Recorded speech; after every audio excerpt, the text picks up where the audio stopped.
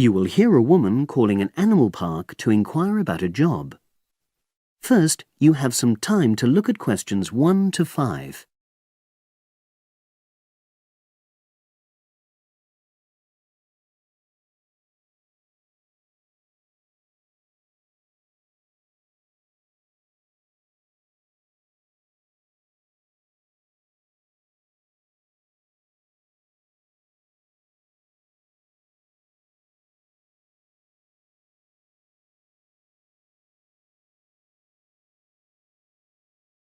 Now we shall begin.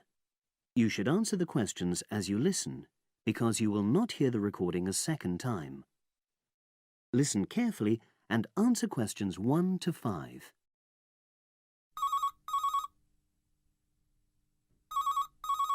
Bender's Animal Park, hello. Oh, hello. I'm ringing to ask whether you have any jobs available. What sort of work are you looking for? Is that permanent or part-time or... Actually, I'm just looking for temporary work. I'm a student. Oh, right. I'll just get a form and ask you a few questions. Then I'll pass your application on to our recruitment section. Is that okay? Fine, thank you. So, starting with your name. It's Jane Lammerton. Is that Lammerton?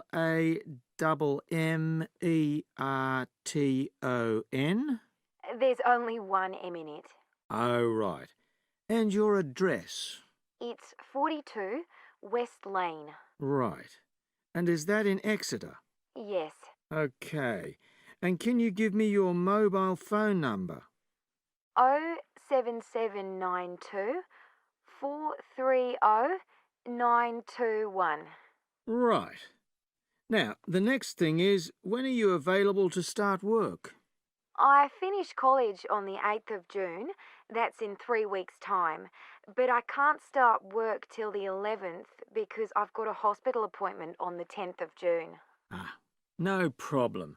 Now, I need to ask you a few questions about the type of job that might be suitable. Do you have any particular kind of work in mind? It doesn't necessarily mean that you will get work in the field that you want, but I can record your preferences. Well, I'd do anything. And I have worked as an assistant animal keeper before, when I was still at school. But I'm studying at a catering college now, and I'd really like to get some experience as an assistant cook if possible. Right. So that's your first choice. Have you done that kind of job before? No, but I've helped my aunt sometimes. She runs a cafe in Exeter. Would you say you've got any relevant skills then? Well, I'm used to using the kind of equipment you usually find in a kitchen. Before you hear the rest of the conversation, you have some time to look at questions 6 to 10.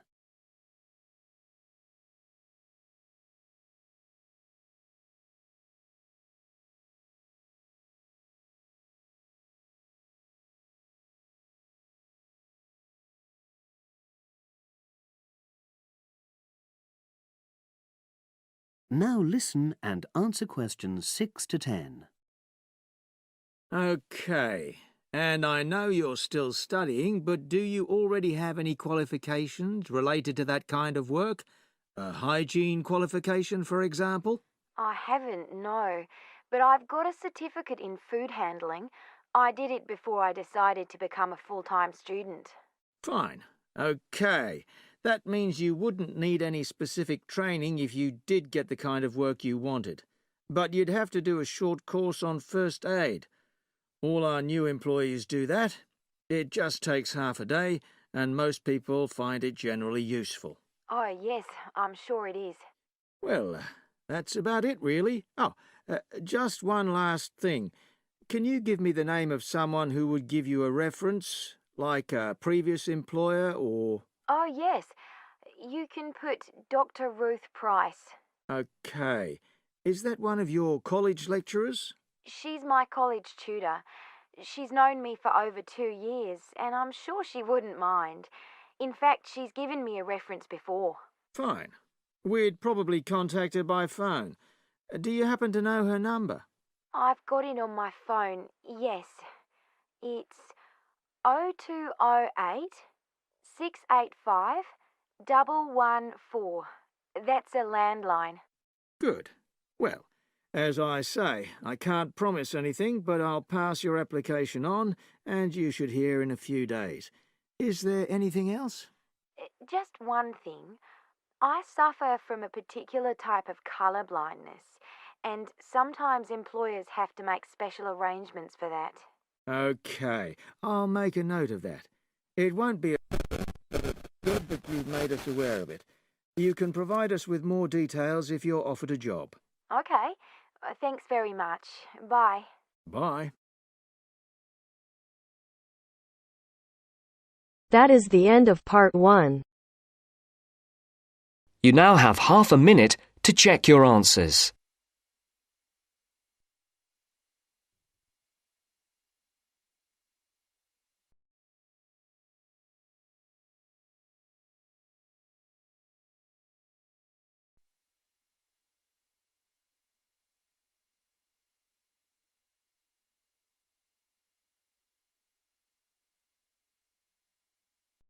Now turns to part 2. Part 2. You will hear 2 engineering students, a woman in her 6th year called Linda and a man in his 5th year called Matthew, discussing the benefits of student work placements. First, you have some time to look at questions 11 to 16.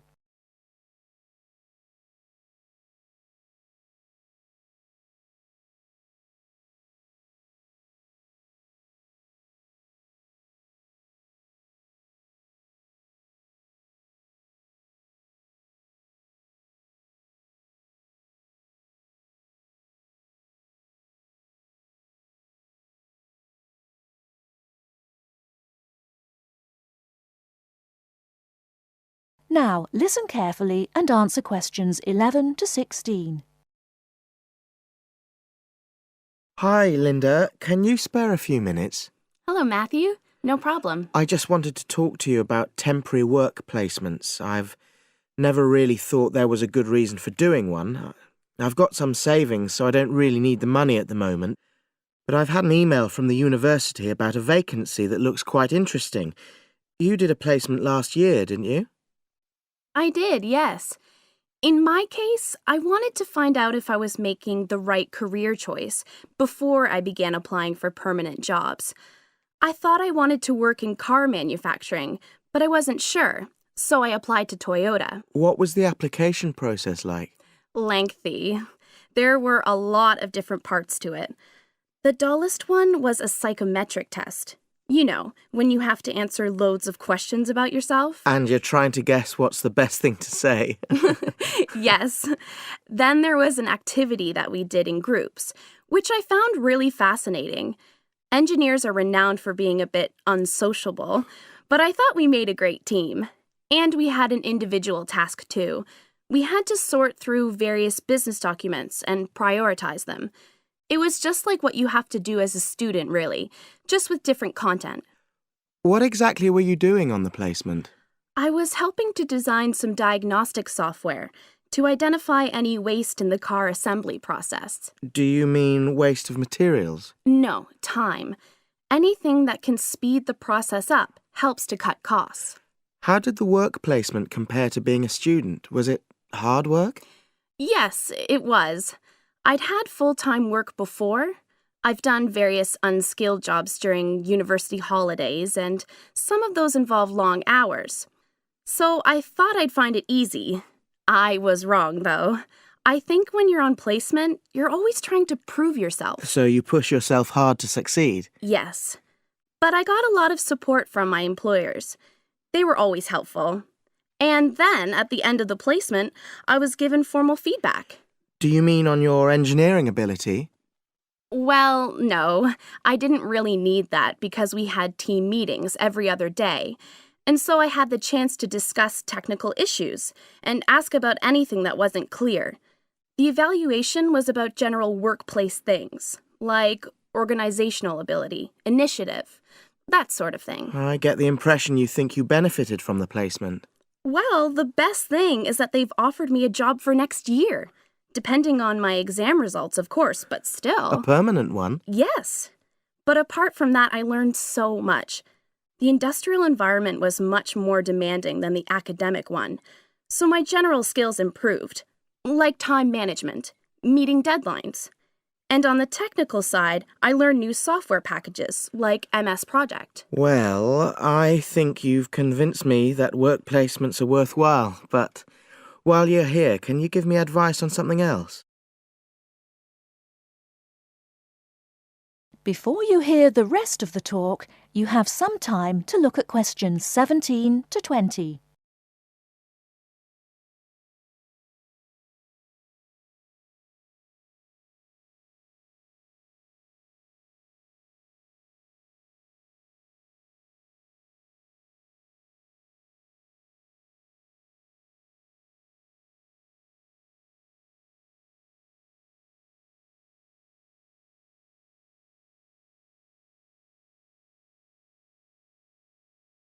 Now listen and answer questions 17 to 20.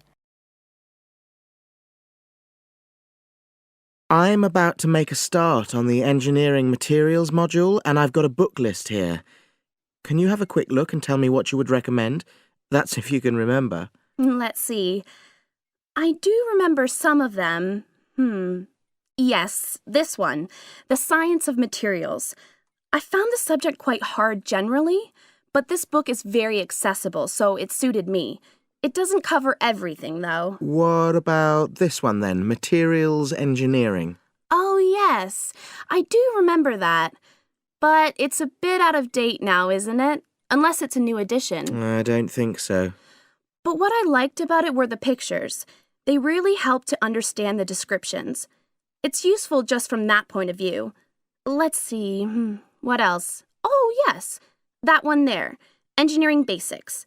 I think out of all these, that's got the widest coverage. But I've looked at the contents page and it hardly mentions nanotechnology. Yes, you're right. The evolution of materials does, though. It's a recent publication, so it covers all the latest developments.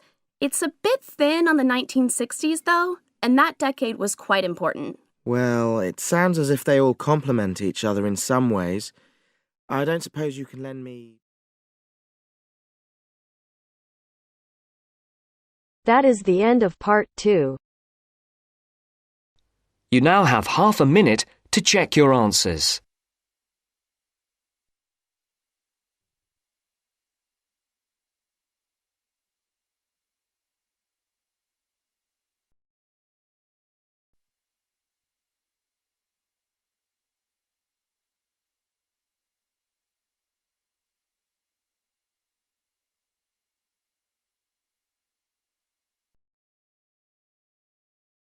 Now turns to part 3. Part 3.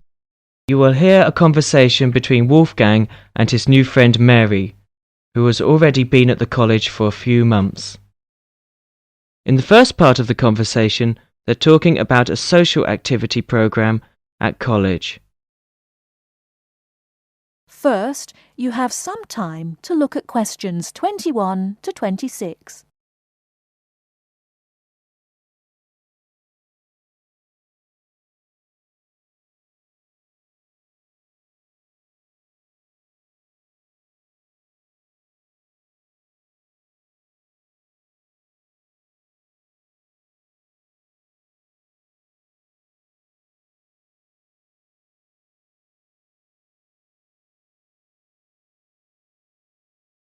Now listen carefully and answer questions 21 to 26.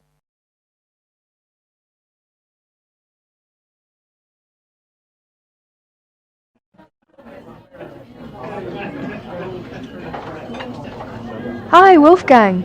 Ah, Mary, how are you? Oh, fine. How's it going? Have you just had a class? Yes, I just finished my listening class. It was a little bit difficult. Yeah. It's always difficult when you first arrive somewhere. I found it quite hard when I first arrived. But you know what really made a difference? Was going on these social activities that the college arranges for you. It gives you a chance to practice your English and... I've heard that the college is pretty good about organising those kinds of things. How do I find out about it? Well, I've just picked up a schedule today. Let's have a look at it. Here it is. What is it? A schedule for this week or? Yeah, let's have a look. Okay, yeah. Maybe we can do some things together, in fact. Yeah, that would be great.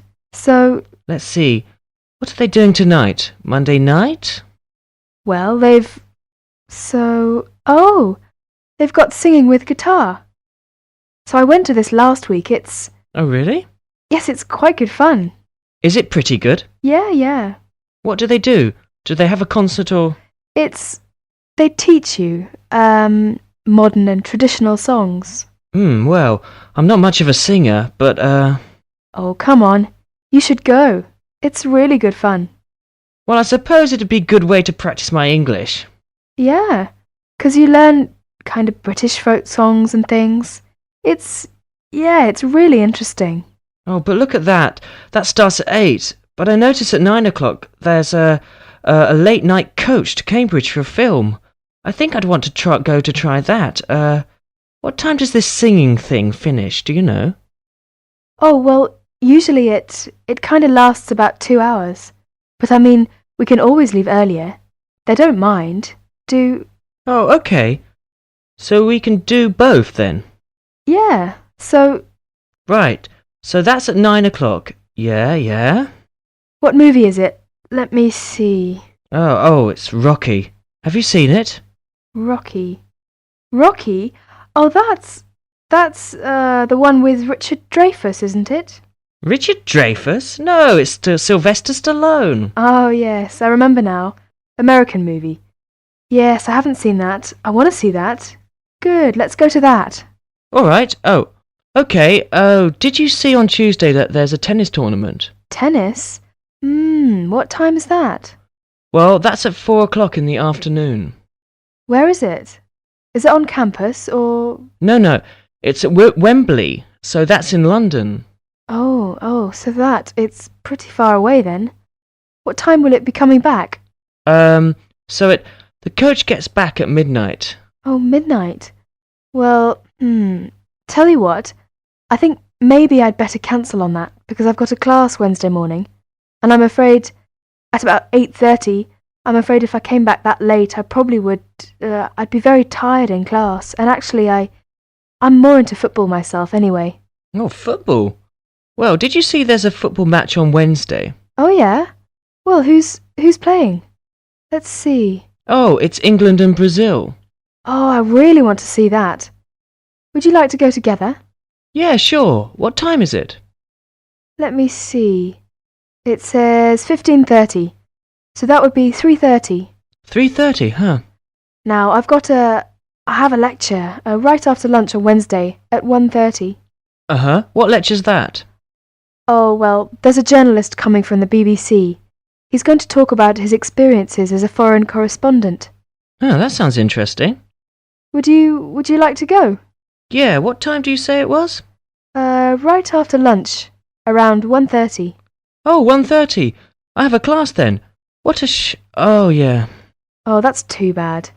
Well, what time does your class finish? It's an hour long, so it finishes at 2:30. Oh, well, I shouldn't imagine. The lecture shouldn't go much later than that either. So after your class and after my lecture, we can get together to go to the football game. Okay, so we can meet... Let's see, maybe 3 o'clock. Or maybe 3:15. Yeah, I think 3:15 would be all right. Okay, where should we meet? Well, usually on these kind of trips, the coach leaves from in front of the dining hall, so maybe we could meet there. Okay, so in front of the dining hall at 3:15. That sounds fine. Yeah, right. On Thursday, there's an international evening in school hall. Yeah, all songs and dances performance by students from all over the world. That's very interesting. Would you like to go and see? Yes, when is it? It will start at 8. Shall we meet at 7:50 in front of the school hall? Fine, 7:50 in front of the school hall. Before you hear the rest of the talk, you have some time to look at questions 27 to 30.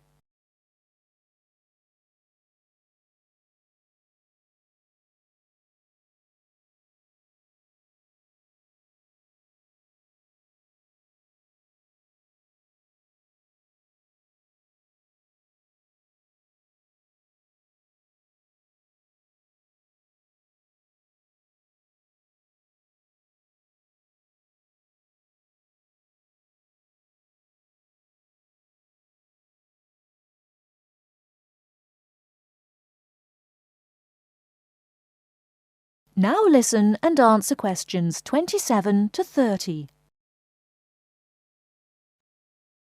Oh, and another thing I definitely want to do this weekend is to go and see. They're going to have a trip to Stratford on Avon. I think it's on. Let me see. What day is that?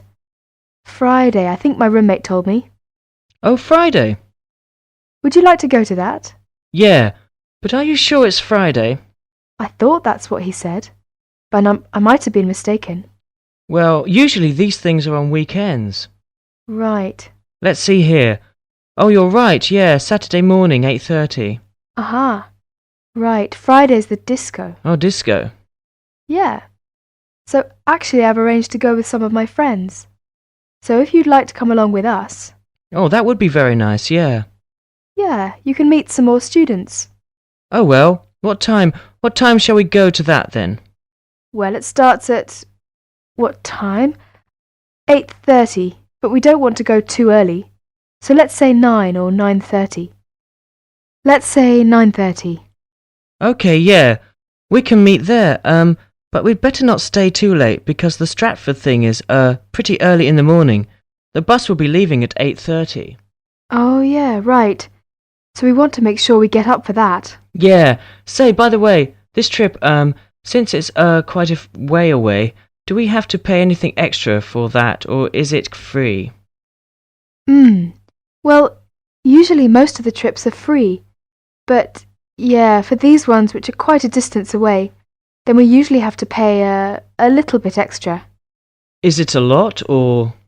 No, it's usually about £25, something like that. Oh, well, do we have to tell them ahead of time that we're going to go? Yeah, usually you have to sign up a couple of days in advance. So, Oh, where do we do that? well, you do that at the Student Services office. So you have to go and see one of the social activities officers. Oh, so I just tell them that I want to go, and to pay my money and then sign my name. Well, I think I'll go ahead and do that today. Actually, I've got some free time right now. Do you know where I go to do that? Yeah. It's the Student Services office. It's just across the road from here. Oh, okay. Well, across the kind of... You mean the green building over there? Yeah. So it's on the second floor. Oh, okay. Well, tell you what, are you going to the Shakespeare thing? Yeah, sure. Would you like me to go ahead and sign you up as well? Oh, yes, yeah, that'd be great. But, well, I haven't got any money on me at the moment. Oh, don't worry about the money, that's fine. You can pay me back this evening. I'll go and sign us now, and then when I meet you tonight at the singing, you can, give me the money then. Oh, well, if you are sure, that'd be great. No, it's no problem. Okay. Oh, is that the time? I'd better go. I've got a class. I'll be late. Okay, sorry. I'll see you later then. All right, see you tonight. Bye. Bye. That is the end of part 3. You now have half a minute to check your answers.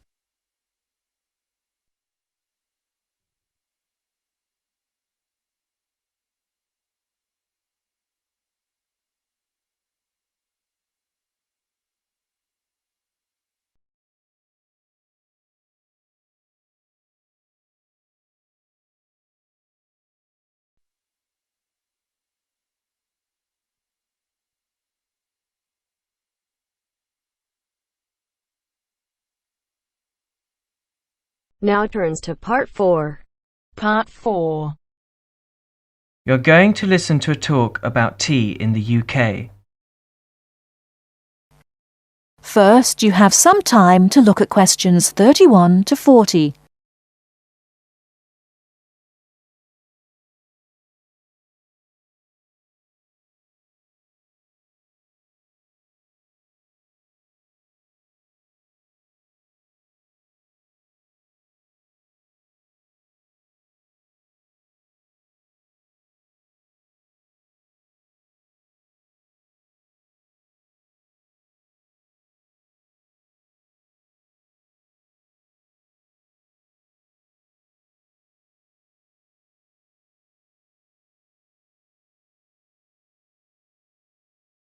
Now listen carefully and answer questions 31 to 40. During the 1930s, there was a popular song which had the title "Everything Stops for Tea," and to millions of British people, a restful cuppa is still an ideal way to relax for a few minutes from the rigours of the day. The English custom of drinking tea has its roots in the 17th and 18th centuries. When first imported to Britain, the exotic cha, or cha, as the Chinese tea was variously called, was considered a man's drink to be enjoyed with colleagues at London coffee shops. These were popular meeting places for many walks of life: politicians, lawyers, poets, actors, and writers. Many London clubs began in this manner, and the famous Lloyd's Insurance underwriters started out as Lloyd's Coffee House. In 1706, the first coffee house that offered tea was Tom's Coffee House, owned by Thomas Twining. He realized that he needed to introduce an added attraction to compete with the many other coffee houses in London, and tea was rare, exotic, and extremely expensive. With these credentials, tea became an exclusive drink and enabled Twining to open a tea shop under the sign of the Golden Lion in the Strand. By the 18th century, the ladies of the more affluent classes were going China mad, using tea as an excuse for displaying their extravagant purchases of Chinese porcelain and Dresden tea sets. A comprehensive tea tray would consist of a teapot and stand, teacups and saucers, sugar bowl, milk jug, and basin for discarded tea and tea leaves. Tea was still expensive and kept in locked tea caddies. Skilled craftsmen fashioned caddies of carved inlaid woods fitted with crystal and precious metals. To ensure the servants weren't tempted by this priceless commodity, the caddy was kept locked, and only the mistress of the house held the key and prepared tea when guests came to visit. No well-brought-up young Englishwoman could consider herself socially acceptable unless she knew how to brew a proper cup of tea. As the 18th century progressed, changes in commerce and working hours resulted in the main meal of the day being taken much later in the evening. The prospect of lasting from breakfast until evening did not appeal to the Duchess of Bedford, who is usually credited with being the first to alleviate late afternoon hunger pangs by introducing a small 4 o'clock meal served with tea. With time, the light, wafer-thin toast or delicate white bread gave way to exotic fillings like tomato and egg, cucumber, chicken, or potted shrimps, followed by buttered scones, crumpets, or elegant pastries. The popularity of tea continued to spread, but it was not until 1839 that the first shipment of Assam Indian tea was landed in Britain. A healthy trade with India was soon established, and tea clippers, like the Cutty Sark, now a museum in a dry dock at Greenwich, were reaching the peak of their sailing days. In 1879, the first limited shipments of Ceylon tea began to arrive, and by 1880 this had been firmly established alongside Indian and China teas, giving the broad range of teas that are available today. There have been few changes in 3 centuries of tea trading. London is still the centre, and indeed Twining still has a shop on the site of the original Tom's Coffee House at 216 The Strand. The name Twining has been linked with tea for over 280 years. Indeed, it was Richard Twining, in his capacity as chairman of the dealers of tea, who in 1784 persuaded Prime Minister William Pitt to reduce the high tax on tea, making the beverage more accessible to the general public. That is the end of part 4. You now have half a minute to check your answers.